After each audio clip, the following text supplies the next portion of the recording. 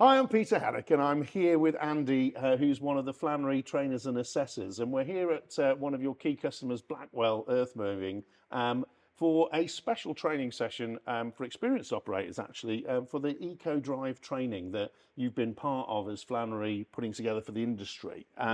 So I wanted to talk to you a little bit about what are you going to be doing here today, Andy? Why is the Eco Driver training now becoming so important for key projects like HS2 that we're working on here? Well, one of the main things we've got out there is obviously we've got climate change and global warming. And what we're doing is we're talking to drivers and explaining what global warming is and climate change and why the planet is warming up and how we can have just our small efforts can make a big difference within the industry with cutting down our emissions. So we go through talking about a bit of climate change, like I say, and global warming, the causes of it. And then we go into a little bit about the gases that the machines can produce and how that's affecting the ozone on the ground level. So it used to be called smog. Yep. And then we talk a little bit about that and some of the health effects it can have on themselves as operators, because obviously they're exposed to it to a certain degree. And what it can do to other people that are working and living in the areas they work, and also in the environment itself, you know, like wildlife animals and things like that, and obviously plants and plantations. And then we go into a little bit about some facts and figures about how reducing our idling time on the site, in particular, helps us to just cut them emissions down and stop us from wasting fuel. Because idling time is dead fuel. Yeah. If a machine is running and it's not doing anything, apart from perhaps keeping you warm or cool, if we can reduce that, it makes a huge difference. We'd also go into things like, you know, maintenance, how good maintenance on a machine and looking after the machine can prolong the life of the machine. Yep. So again, it's cutting out a carbon footprint because parts don't need replaced prematurely. Absolutely. Yeah. So, you know, if you can make the machine last longer, obviously you've got residual values on the machine's more comfortable to drive and things like that. And then we go into a little bit about driving techniques, what we can do out on site, just to make some small, you know, just a small difference from everybody. Collectively within the industry, we can make a massive impact on cutting our carbon so that we can try and slow down this global warming and the effects that it's having on everyone. And a lot of these drivers are sort of quite aware of some of this stuff, but they don't realise how much just the small change in perhaps their attitude and working with the machine over the course of a year can make a significant difference to this global warming. Now, we were talking earlier, Andy, and I think, you know, what was really impactful was you're talking about a litre of fuel. 1 litre of fuel. 1 litre. Now, if you can save 1 litre of fuel per day, per operator, it adds up within the global operator community in the UK to a huge saving, doesn't it? Well, it does, and it's not actually that difficult to try and save it. I mean, a litre a day might, you know, that's what we could try and expect. But even if we get a litre a week, when you think of hundreds of thousands of operators out there, that makes a huge difference over the course of a year. And when you consider these machines not idling, can be using anything up to sort of 12 litres an hour, just idling, just doing nothing. I mean, obviously there's other technologies out there. Yep. We're talking with a simulator here, so you can get machine control, So safety solutions on there as well. So you can do a certain amount of training where you're not burning fuel.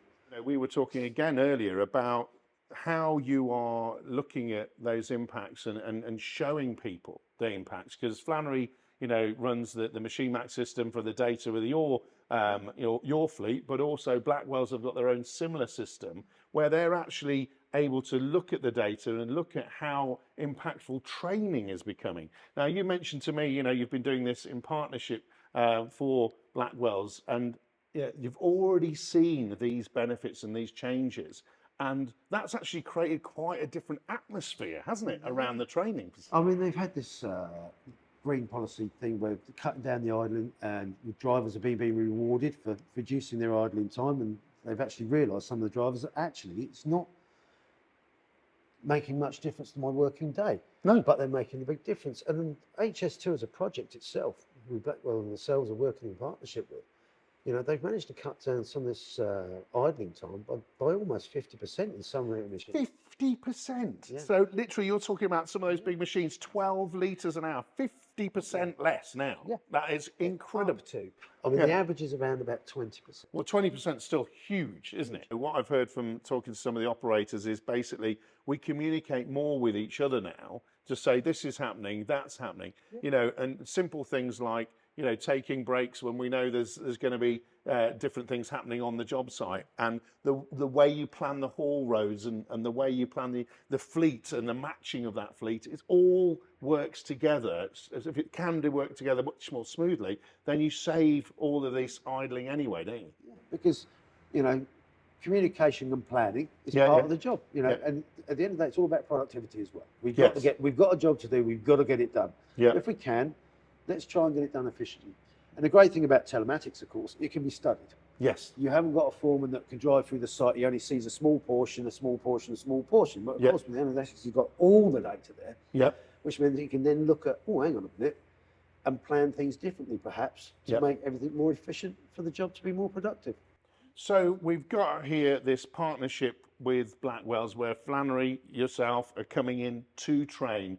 That in itself sort of surprises me, you know, as how close the relationship has become, and why you at Flannery, you know, find it important to come to, yes, a key customer that's also working on the job and upskill their, you know, teams, because actually the HS2 project's all about legacy as well, and all about training and what we leave behind. But, you know, that partnership is really, you know, changing things, isn't it? The communication, the collaboration of all the contractors getting together and working together can make a massive difference, I think, in the long run. And I think what's really interesting, folks, is it's all about recognition as well in this industry. So when you have done an eco-operator training, you actually have something to show on your card that says, I'm an eco-operator, trained operator. And that gives value to the end individual when they perhaps move on to a different project or a different part of the world even. It gives them the opportunity to see, look, I have gone through this training.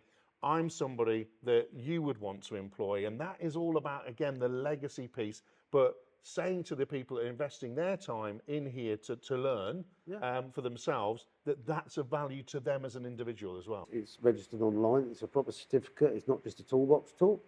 And most of it is about opening up and sharing ideas. And like you say, that communication, making sure that we're all in this together. And I totally agree with you, and that's why I'm here today, folks, seeing what it's all about. So better get some training done then, Andy, haven't you? Nice to see you. Cheers. Thank you.